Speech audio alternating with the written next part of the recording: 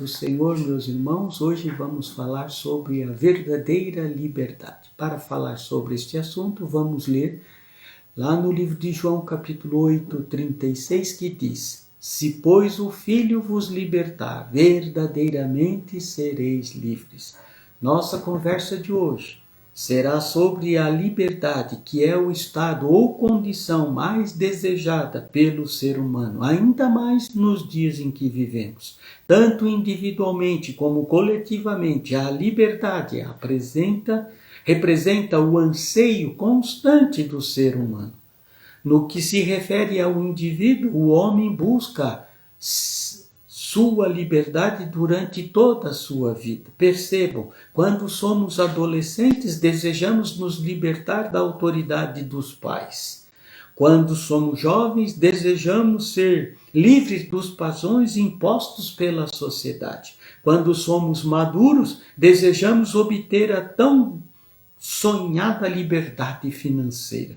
Quando chegamos à melhor idade, desejamos a liberdade de uma criança para fazermos tudo aquilo que não pudemos fazer durante toda a nossa vida.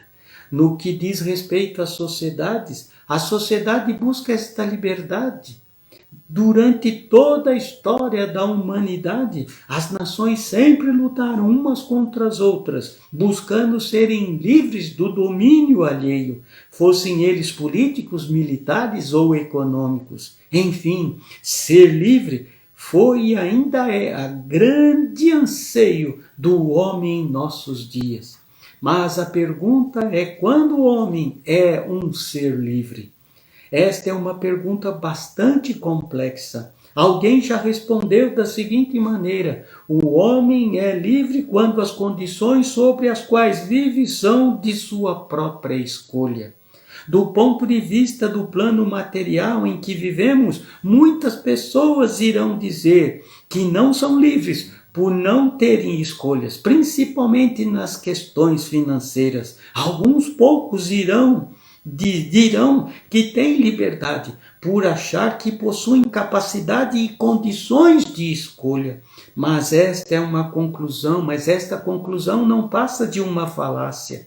Na verdade, ninguém é inteiramente livre, mesmo sobre circunstâncias ideais, visto que precisamos viver em comunidade, cedendo aos direitos de outras pessoas, de outros seres humanos. Além disso, o homem é um ser tripartite, formado de corpo, alma e espírito. Portanto, a liberdade precisa ser analisada considerando-se estas três áreas. O problema é que todas estas áreas foram afetadas pelo pecado, gerando consequências eternas na raça humana.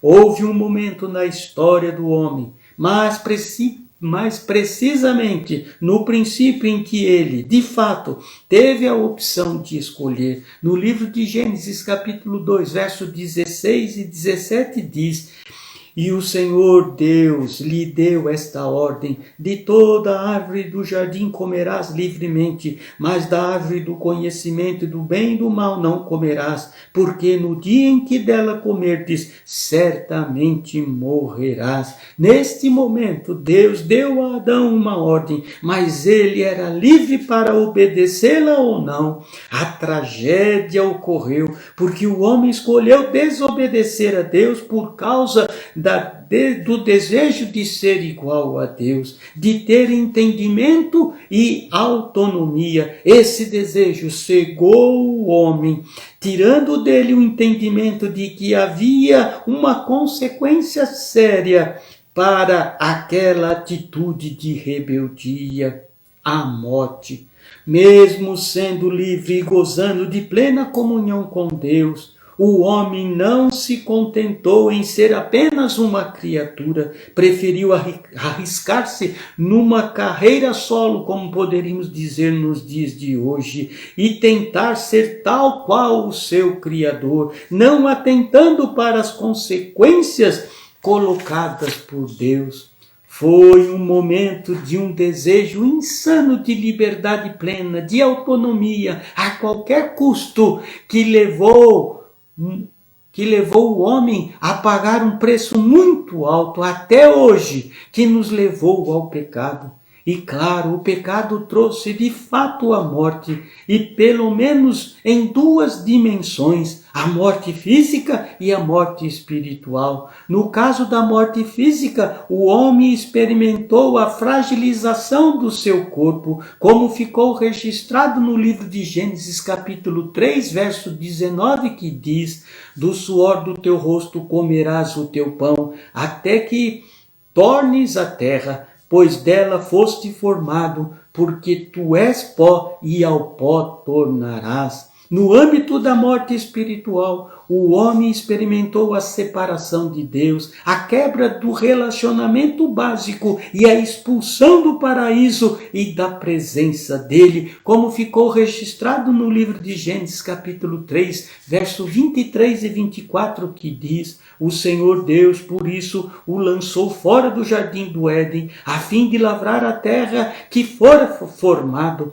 e expulso o homem, colocou querubins ao oriente do jardim do Éden, e ao refugir de uma espada que se removia para guardar o caminho da árvore da vida. Percebam, o homem inicialmente havia sido criado para dominar a terra, viver debaixo da ação e da bênção de Deus, como está escrito no livro de Gênesis capítulo 1, 26, que diz: também disse Deus, façamos o homem à nossa imagem, conforme a nossa semelhança, tenha ele domínio sobre os peixes do mar, sobre as aves dos céus, sobre os animais domésticos, sobre toda a terra, sobre todos os répteis que rastejam pela terra. Mas com o pecado o homem torna-se um prisioneiro daquilo que seria o seu domínio, torna-se um verdadeiro refém, sofrendo o flagelo da natureza, terremotos, inundações, secas, tsunamis, das doenças H1N1, o câncer, o coronavírus e dos conflitos internos, depressão, angústia, dos externos, guerras, disputas, divórcios. O homem criado no princípio para ser livre e viver eternamente,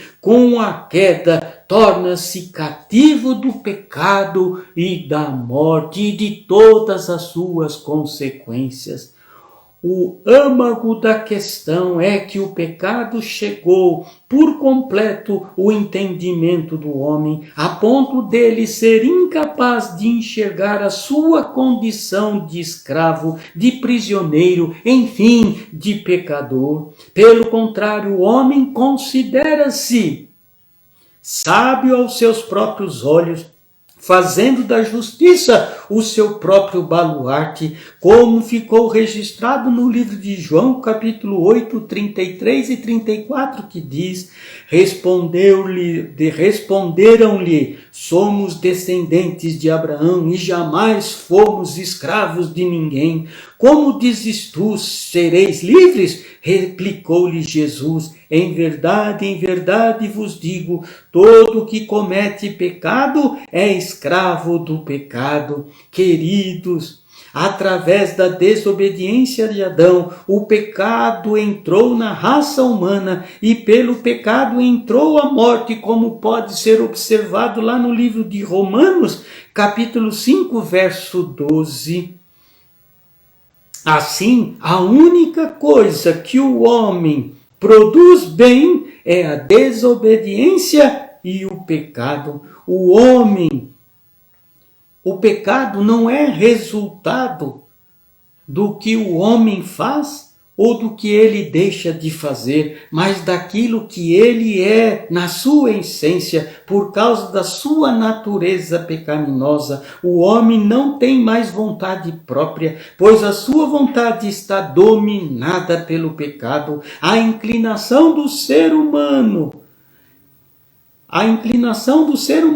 quando em seu estado natural, é de pura inimizade contra Deus. É incapaz de fazê-lo, como está escrito lá no livro de Romanos, capítulo 8, verso 7, que diz: por isso o penhor da carne é a inimizade contra Deus, pois não está sujeito à lei de Deus, nem mesmo pode estar. Aleluia! O homem, após a queda, também perdeu o entendimento autêntico acerca das coisas espirituais, reputando-as como loucura, como está escrito lá no livro de 1 Coríntios, capítulo 2, verso 14, que diz: ora, o homem natural não aceita as coisas do Espírito de Deus, porque lhe parecem loucura, e não pode entendê-las porque elas se discernem espiritualmente. O homem natural por si só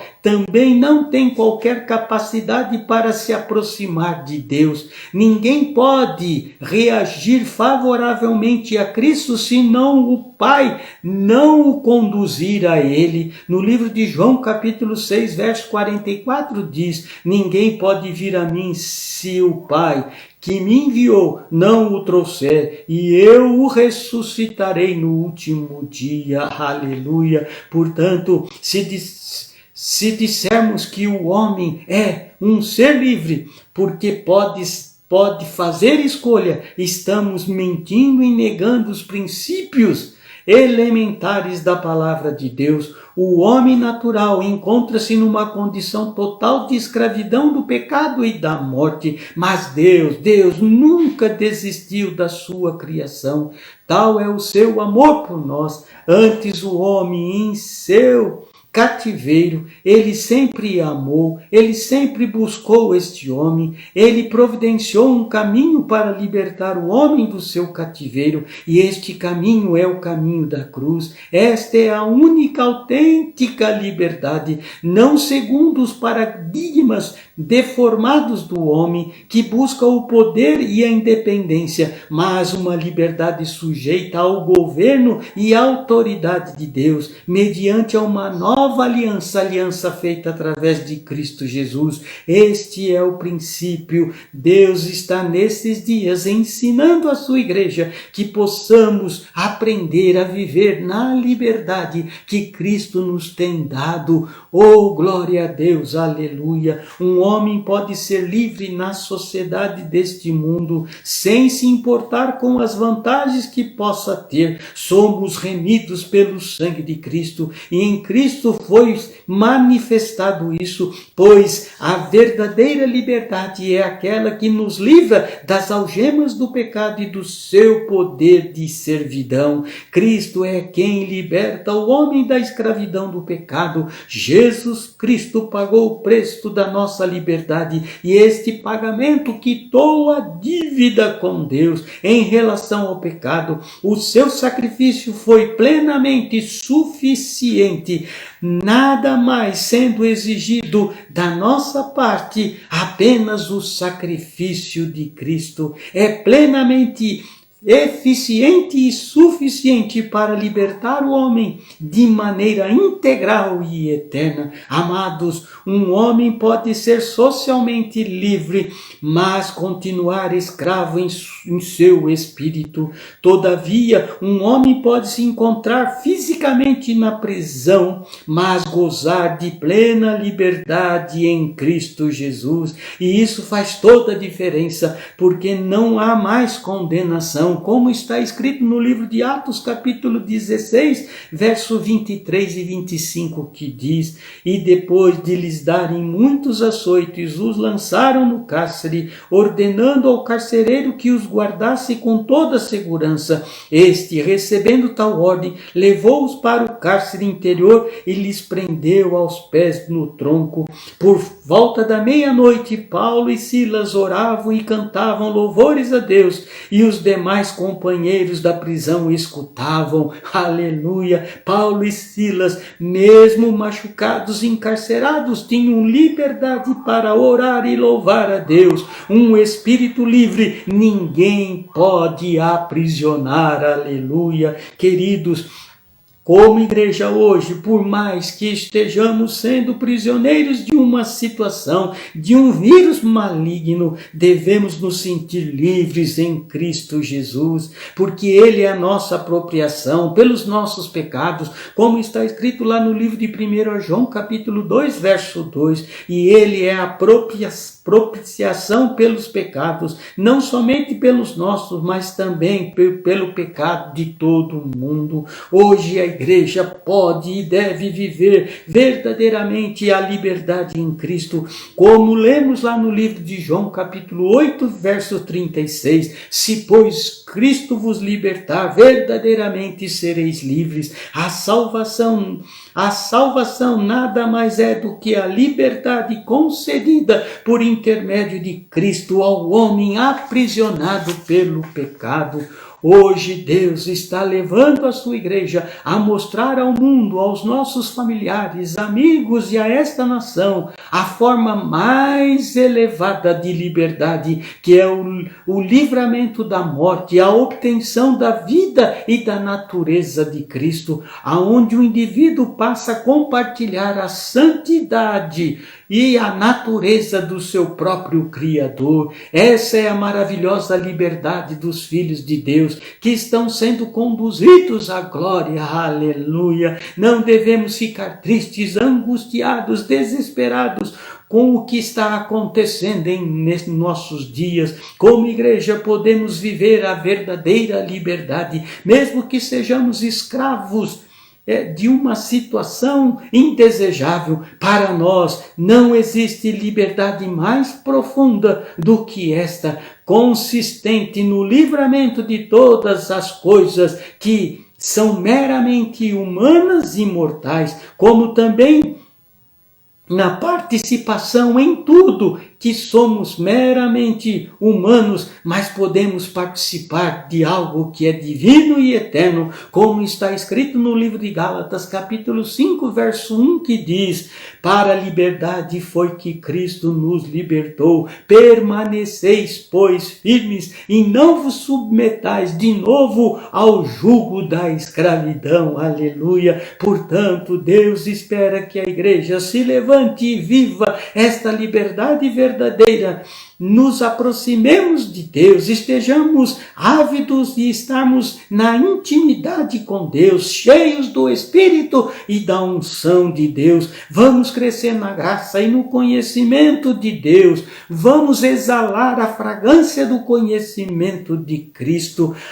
Só esta graça conduzirá a igreja a uma plena liberdade em suas 3 dimensões, no Espírito, pois fomos justificados e libertos da culpa e da condenação do pecado. Na alma, pois estamos sendo santificados e libertos do domínio do inimigo e do poder do pecado. E no corpo, pois seremos glorificados e libertos da presença da corrupção e do pecado em nossas vidas. Aleluia! Me permita orar por você, para que o poder desta palavra seja sobre a tua vida, e você, como igreja do Senhor nesses dias, não se sinta preso, não se sinta aprisionado, mas se sinta livre, porque se Cristo vos libertou, verdadeiramente somos livres. Aleluia!